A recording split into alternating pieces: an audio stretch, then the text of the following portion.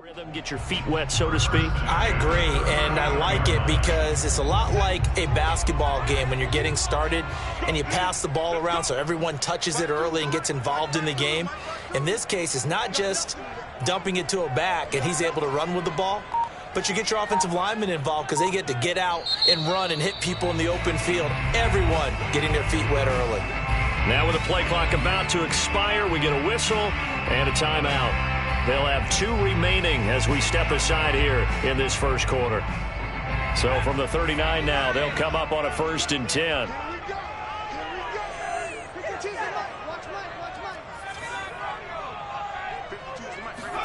Play action. It's McDonald. He'll buy some time right. On the run, he'll let it go deep. Right sideline. And he fires one that's intercepted.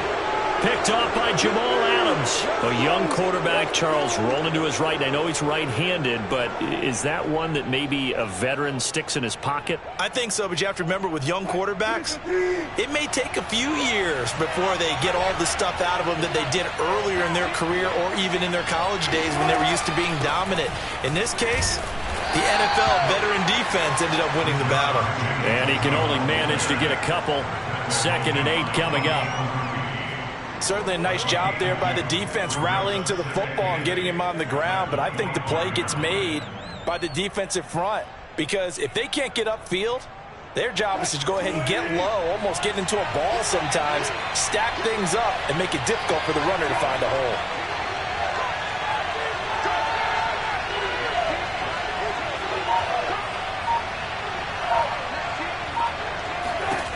From the 25 on 2nd down, Wilson flush to his right. On the run, he'll let this go deep right side.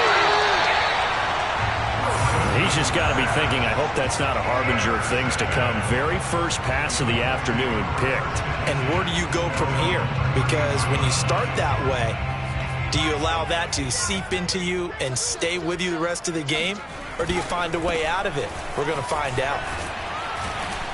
And they'll get him down after a pickup of 8. 2nd and 2.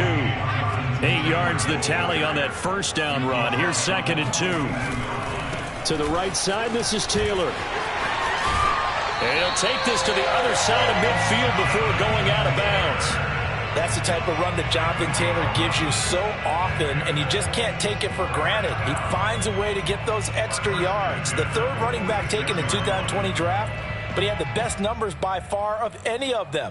1,169 yards, 3rd most in the NFL, and by the last quarter of the season, he ranked among the best runners in the league. Here's McDonald off of the play fake. Escaping the pressure right. The improv on the scramble there gets him 6, and it'll be 2nd down. Now, that was not a bad scramble there on 1st down. He didn't force it, nor did he throw it away. He was able to take off, and now he made it a very manageable 2nd and short.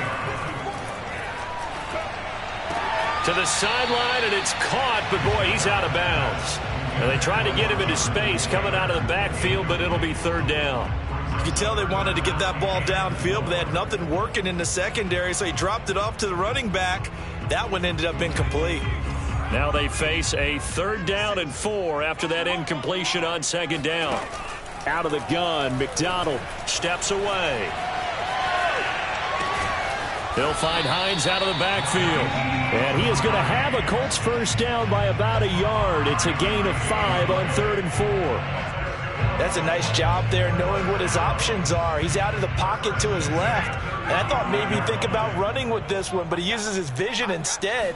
Finds his man on the left sideline, and they convert on 3rd down.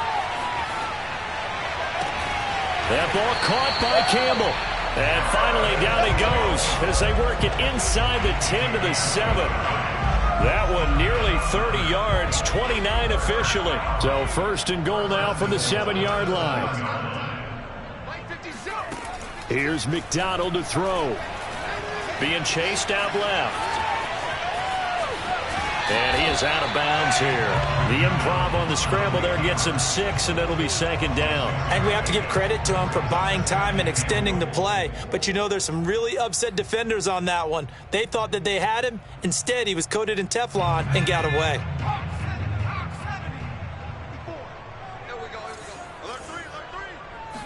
They'll try and sneak it here. And he is swallowed up right at the line of scrimmage.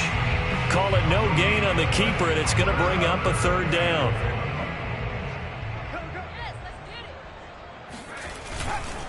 Taylor is going to take this one in for a Colts touchdown.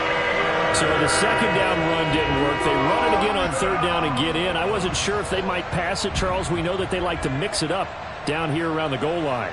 Yeah, almost felt like the offensive line said, forget mixing it up. Let's call our favorite running play over our best blockers, and let's get this one in.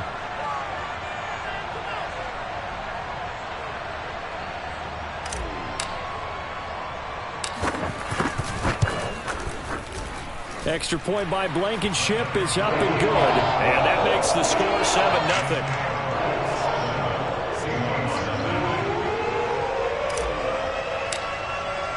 So after the touchdown, here's Blankenship kicking off.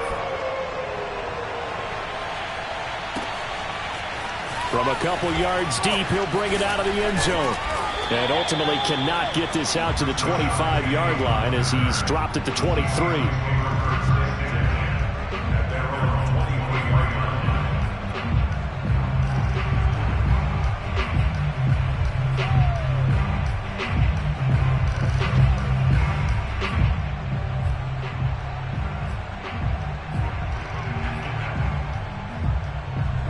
Coming to the line here to begin their next drive, the Seahawks offense. And following the interception, we'll see what they can put together on this drive. I remember our college coach right now. He always used to tell us before every game, the team making the fewest mistakes will win.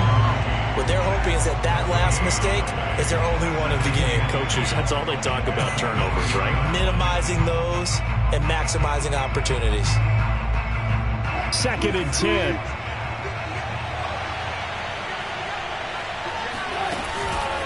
Wilson leaves this one with Penny. And this may be a carbon copy as he'll again be stopped right at the line of scrimmage. Officially nothing on that one, no gain, so they're left with still 10 to go on third down. Dancing to his left. And this pass broken up. Excellent coverage there on third down as that was not an easy one to hold on to. 2 drives won't tell the story of this game, but you absolutely have to like how this defense has played thus far. They have yet to allow this offense to get on track in this one. On 4th down, ready to punt, Michael Dixon. And this is away. It's a high kick, and he got all of it. On the return, it's Rodgers. They'll call that a 61-yard punt. He got all of that one. And the Colts will go on offense here, 1st and 10.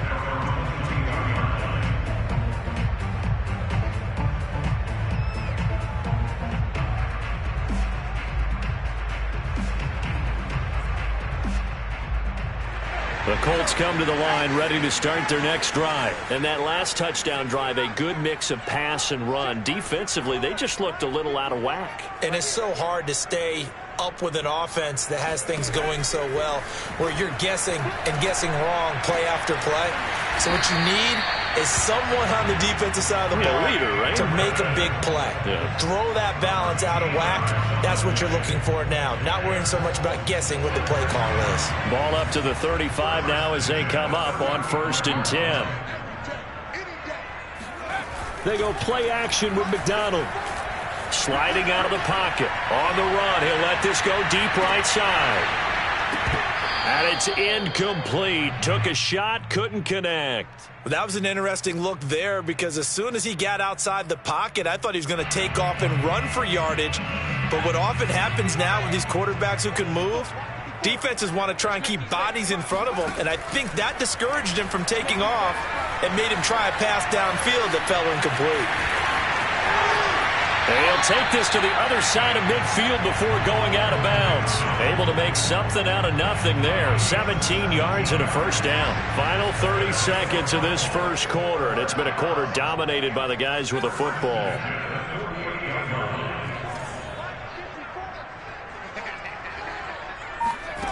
McDonald. Flushed out right.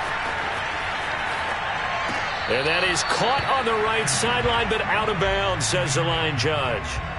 The throw took him a little too far. It's second down. I know he was trying to get the completion downfield, but the way this game has gone, with a few of the runs he's made along the way, he should have kept the ball and taken it with his feet downfield. That's the big play that shreds the defense. Instead, he thought to himself, I'm a quarterback. I've got to throw it. He bailed out the defense with that incompletion.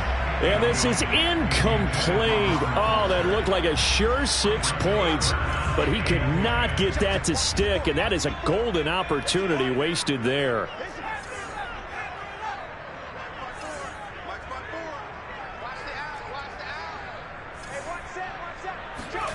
Throwing is McDonald. Steps away to his left. Well, he's going to be out of bounds, but not before he takes it inside the 40.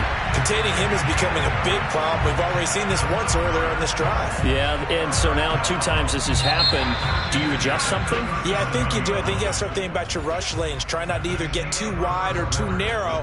Make sure someone is there waiting for him to take off.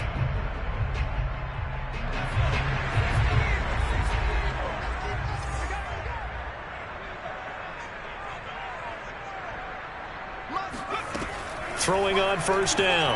McDonald forced out to his left. Campbell making the catch. And they'll have it in the red zone before he crosses over out of bounds. Another nice gain. That's now 30 yards between those last 2 plays. So many times in my career, I've heard coaches talk about completions are one thing. But as long as we're there at the catch and we get guys on the ground, we can live with that. But if you're going to give up 10, 12, 15 yards after the catch, then your defense is going to be in a lot of trouble. Eluding the pressure right. And a big loss here as he's taken down. Well, many times when you talk about mobile quarterbacks, you get the sense that they feel like they can get out of any bad situation. They keep moving around and trying to emulate guys like the Scrambler or the Dodger. Instead, they keep losing yardage and digging themselves a hole that they can't get out of. And he takes a shot on the release as this will be incomplete. The pressure really ratcheting up. They get the sack on first down. Then a near sack. They got to him there just as it was leaving his hand. Yeah, they might need to change their pass protection scheme a little bit. Maybe bring another guy into the backfield to help protect the quarterback because that was awfully close. He's going to rifle one deep left side.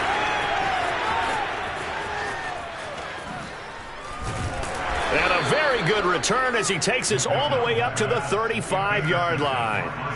Well, CD, I know it's just his second year in the league as a quarterback, but that's going to be one when he flips on the tape. He's like, I shouldn't have thrown that ball. No doubt about it, and his coaching staff will be emphatic about he shouldn't have thrown that ball. But remember, second year, as you noted, on-the-job training, so he's got to take this feedback that he's getting, negative or otherwise, and turn it into positives moving forward. After the interception, here's Wilson. Buying time to his left. That's caught by his tight end, Gerald Everett. And he'll be out of bounds just shy of the 40. Call that a very strong gain of 24.